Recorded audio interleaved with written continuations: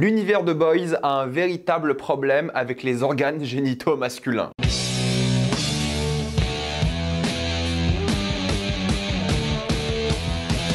Gen V. Comme d'habitude, jusqu'à la minute indiquée dans le titre de la vidéo, il n'y aura pas de spoilers, vous êtes tranquille, après on va tout spoiler. Gen V raconte l'histoire d'étudiants qui arrivent en leur première année d'école super héroïque dans le monde absolument farfelu de The Boys. C'est là qu'ils vont enquêter sur des expériences bizarres qui ont lieu sur le campus. Avant de commencer cette vidéo, j'aimerais remercier le partenaire officiel de celle-ci, vous le connaissez, CyberGhost VPN et ses 38 millions d'utilisateurs et presque 5 sur 5 sur Trustpilot. Vous le savez, nous avons l'un des pires catalogues streaming du monde. Plein de plateformes comme Netflix, Disney+, ont plein d'autres films hyper intéressants, que ce soit des gros blockbusters comme par exemple Les Gardiens de la Galaxie 3 ou l'un de mes films préférés de l'année dernière, RRR, qui est disponible sur les Netflix de nos voisins, que ce soit outre-Atlantique comme canadiens, francophones, qui ont donc la VO et la VOSTFR et même la VF, ou même chez nos amis belges et suisses. Vous allez checker leur catalogue et tous les films récents qui sont indépendants de blockbusters sont disponibles sur toutes les plateformes. Vous allez vraiment jalouser les catalogues des autres par la suite. En plus de ça, vous pouvez regarder des compétitions sportives, que ce soit des courses automobiles en direct avec nos voisins belges gratuitement, ou même tout simplement YouTube Premium. YouTube Premium, si vous consommez beaucoup de YouTube comme moi, vous l'avez vraiment pas cher avec un VPN en Inde, en Argentine. Vous serez la plus grande sécurité avec un VPN, que ce soit la Wi-Fi de l'université, de la bibliothèque ou de l'hôtel. Vous pouvez partager un compte avec 7 personnes au total. C'est disponible sur tous vos appareils préférés. Super simple d'utilisation. En quelques clics, c'est fait sans aucun problème. Vous pouvez essayer par vous-même car vous êtes satisfait ou remboursé sous 45 jours et vous avez une assistance technique en français 24/7. Utilisez le lien dans la description, encore épinglé, afin de vous abonner à CyberGhost VPN et bénéficier de 4 mois gratuits plus 80% de réduction. Foncez sur l'offre. Est-ce qu'on peut se mettre d'accord et dire que Gen V, c'est grosso modo Misfits avec plus de budget et en moins bizarre? Pour ceux qui n'ont pas vu Misfits, je peux vous dire que quand je dis que c'est moins bizarre que Misfits, c'est moins bizarre que Misfits. Gen V, le premier spin-off de la série The Boys, vous savez ce que je pense de The Boys, c'est ma série de super-héros préférée et pour moi, objectivement, je trouve la meilleure série de super-héros de tous les temps. C'est une série à la fois fun, violente, mature et vraiment complexe thématiquement. Je trouve que c'est une série qui est politiquement intéressante, qui est socialement intéressante et qui va au-delà du fait que c'est une série de super-héros. Pour moi, ce qui est intéressant dans The Boys, c'est la satire sociale, politique et autres. J'aime bien la violence, j'aime bien le fun, j'aime bien le côté farfelu déjanté, mais pour moi, ce qui rend vraiment The Boys spécial, c'est la manière dont ça se moque des États-Unis, de la société, du consumérisme et ces choses-là. C'est pas forcément subtil, mais contrairement à beaucoup de séries de super-héros, elle le fait. Et les super-pouvoirs ont toujours servi à ça, critiquer autre chose. Enfin bref. Du coup, je dis bien que Gen V, c'est le premier spin-off parce qu'ils vont en faire plusieurs, ils veulent développer cet univers, ce qui est un peu ironique lorsque tu connais le message de The Boys. Mais Gen V, du coup, c'est un peu The Boys pour adolescents ou pour jeunes adultes. C'est toujours aussi violent, toujours aussi déjanté, toujours aussi gore, mais avec moins de maturité parce que c'est des jeunes adultes, encore une fois. Ils ont en théorie 18-19 ans et ils sont à la fac, première année de fac pour certains, d'autres un peu plus avancés. Donc ça va reprendre tout ce que vous aimez de The Boys dans cette série-là, sauf une chose, la chose que j'aimais le plus dans The Boys, l'aspect critique social. Alors il existe l'aspect critique social, mais beaucoup moins que dans The Boys. Alors oui, on est que sur 3 épisodes évidemment, hein, on n'a pas encore tout vu. Il y a que les 3 premiers qui sont sortis, donc peut-être ça va s'améliorer. Il y a quelques petits moments qui sont assez critiques, mais là où j'ai un petit regret, je vais être honnête, c'est que ce sont les mêmes critiques, plus ou moins, qu'ont déjà établi les scénaristes dans The Boys qui reviennent ici. Il y a des personnages qui revivent les mêmes choses qu'ont vécu les personnages dans The Boys. Le parcours de Marie est très similaire au parcours de Starlight, la manière dont elle découvre Vought Industries, la manière dont elle découvre le côté marketing, la manière dont elle doit mentir pour sa popularité, la manière dont on parle de métriques, de statistiques, de réseaux sociaux, des choses comme ça, ce sont des choses qu'on a déjà vues dans The Boys et on te replonge un peu là-dedans. Il y a une petite déception pour l'instant, en tout cas avec ces 3 premiers épisodes, où j'ai quand même l'impression de voir une grosse redite de The Boys en plus enfantin. Quand je dis enfantin, c'est que cette série-là ne va pas tacler les thématiques sérieuses comme l'interventionnisme américain, la politique d'extrême droite, la politique d'extrême gauche. Ça va être plus simple, ça va être les réseaux sociaux sont méchants, les gens font tout pour la fame, ce qui était déjà des thématiques de The Boys. Ça va pas rajouter beaucoup de nouvelles choses, ce qui moi me déçoit un petit peu pour l'instant. Alors c'est pas une grosse critique encore une fois, mais c'est vrai que pour le coup ils avaient l'occasion de critiquer un peu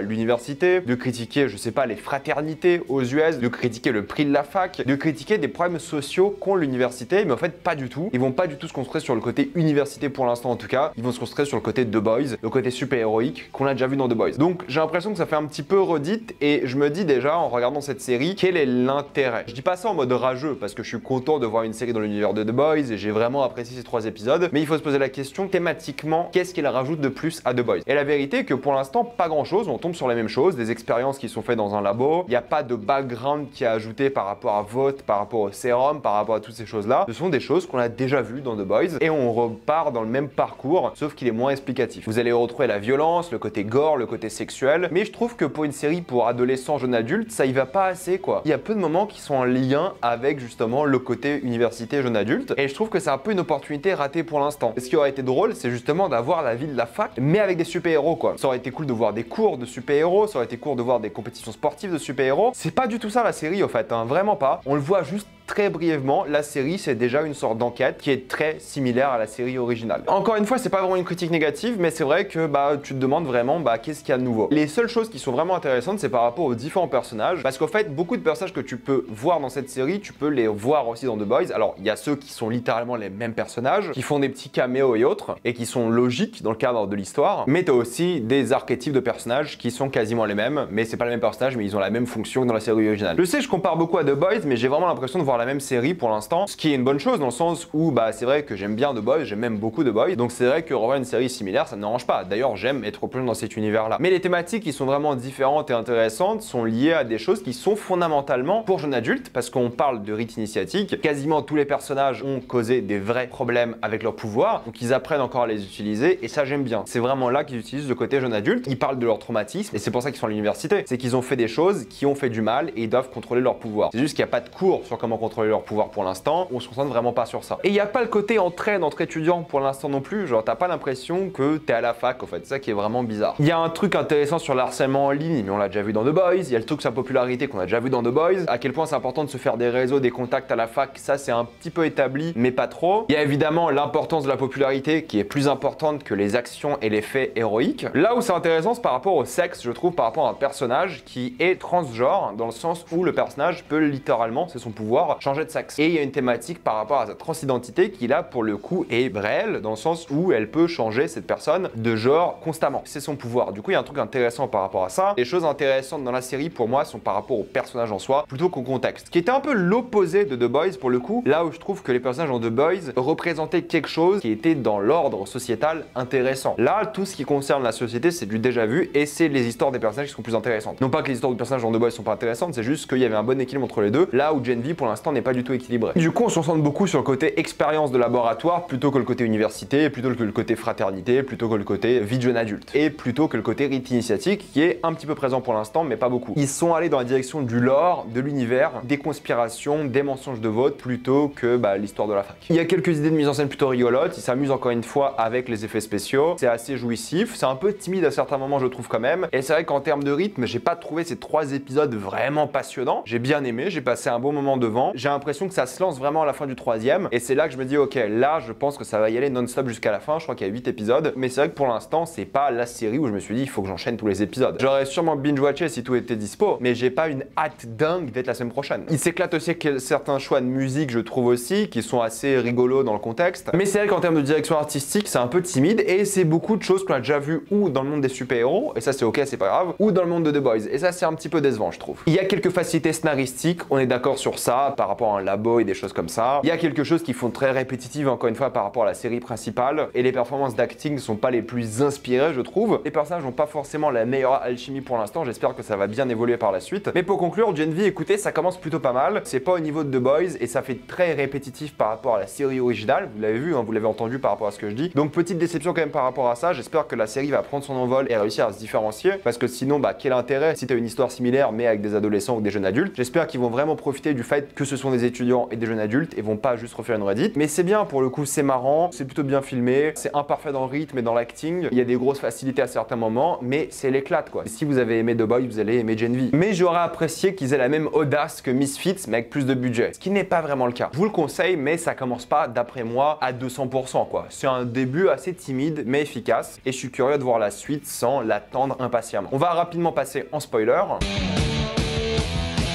Le personnage d'Emma, j'aime bien parce qu'ils ont réussi à lier les troubles alimentaires à son histoire et le fait qu'elle rétrécit de plus en plus à chaque transformation. Le côté vraiment délire sexuel bizarre par rapport à la scène la plus mémorable de ces 3 épisodes. Je pense qu'ils ont vu la saison 3 et ils se sont dit il faut qu'on y aille encore plus à fond. Donc j'aime bien la manière dont tout le monde profite d'elle. Elle se sent un peu seule. J'espère que la relation qu'il aura avec Marie va se développer. Et Marie qui rentre dans le système, qui est dans l'engrenage et qui va se faire manipuler jusqu'au bout pour sa popularité. Parce que ça serait un moyen pour elle d'arriver à retrouver contact avec sa sœur. J'ai bien aimé Luke et la manière dont il a souffert justement de ce qu'il sait et la manière dont il a des remords, d'où son suicide. Kate était intéressante aussi par rapport à ses pouvoirs. Elle peut manipuler qui elle veut, mais en même temps, ça peut faire beaucoup de mal à beaucoup de personnes et c'est dur de croire quelqu'un qui peut te manipuler quand elle veut et d'être intime avec, par exemple, ou de vivre de belles choses quand forcément tu sais pas si c'est honnête ou pas. André, ça sera surtout l'histoire familiale par rapport à ce qu'il sait, par rapport à vraiment son entourage qui va beaucoup jouer et la recherche de la vérité, c'est lui qui mène un peu l'enquête et je pense vraiment qu'il aura un arc satisfaisant pour le coup et qui va se rebeller. Ce sera l'histoire de la série que tout le monde va se rebeller contre leurs parents parce que c'est la thématique, hein. Tout le monde a un problème avec leurs parents et c'est là que pour le coup ils ont bien utilisé le côté adolescent. De même pour Jordan qui est du coup transgenre d'une manière un peu spécifique, mais c'est ça qui est fort dans la série. C'est la manière dont ils vont se rebeller et j'espère que ça va aller vers cette direction-là parce que pour l'instant c'est très The Boys pour jeunes adultes. C'est pas une mauvaise chose, hein, mais c'est vrai qu'il faut que la série trouve son identité au lieu que ça fasse redite de la même série en moins mature. Mais j'ai envie d'avoir votre avis dans les commentaires, dites-moi ce que vous en avez pensé. Avez-vous adoré ou détesté tout ça dans les commentaires? Comme d'habitude, pensez à vous abonner à la chaîne pour voir les prochaines vidéos. Mettez un j'aime, ça aide beaucoup la chaîne. Suivez-moi sur tous mes réseaux pour plus de débats, critiques, actualités et concours. Et avant de quitter cette vidéo, pensez à utiliser le lien dans la description dans le commentaire épinglé afin de débloquer toutes les formes de streaming en toute accessibilité et sécurité. Tout ça pour 2,03€ par mois plus 4 mois gratuits. Foncez sur l'offre et moi je vous dis à la prochaine fois. Salut à tous.